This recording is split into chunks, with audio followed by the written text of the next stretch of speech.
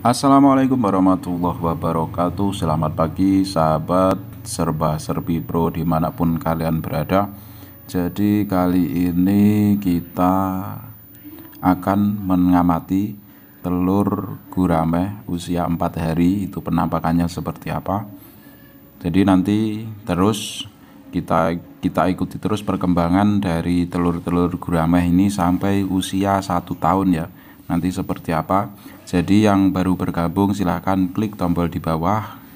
Jika kalian suka dengan video ini, silahkan share di sosial media kalian ya, untuk mengetahui informasi-informasi tentang perkembangan ikan gurame.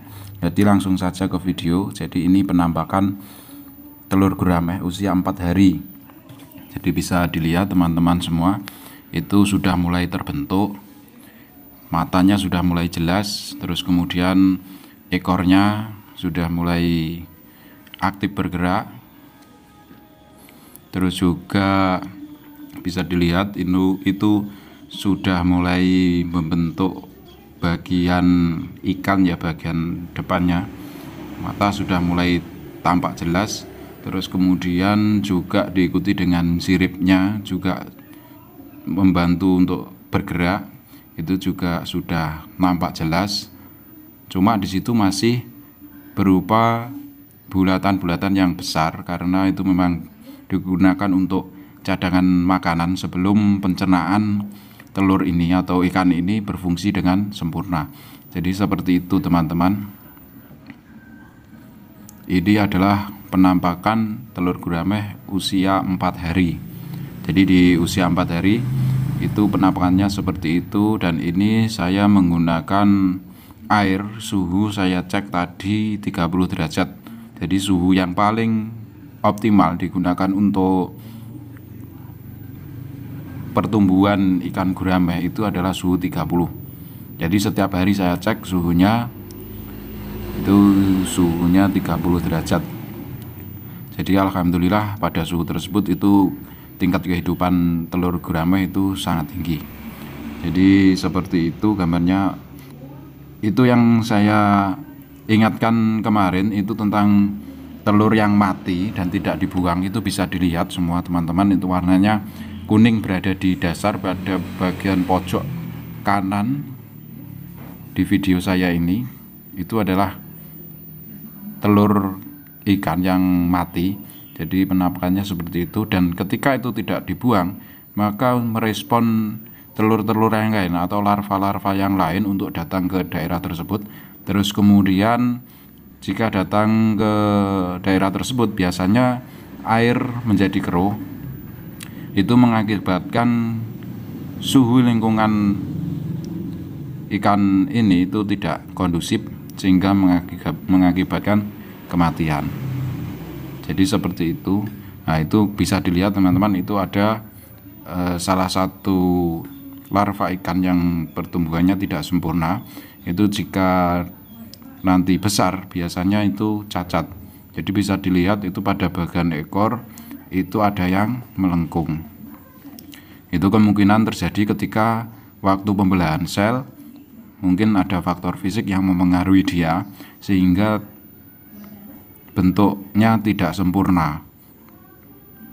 Nah, bentuk yang tidak sempurna ini ketika dipertahankan nanti setelah jadi ikan, biasanya menjadi cacat ikannya.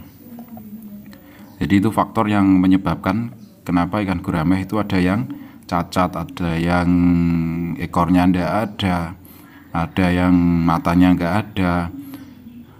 Kalau mata tidak ada itu biasanya tergantung waktu merawat ketika sudah makan pelet. Jadi kalau seperti ini itu hanya tinggal faktor-faktor yang ada di sekeliling saja yang mempengaruhi. Bisa faktor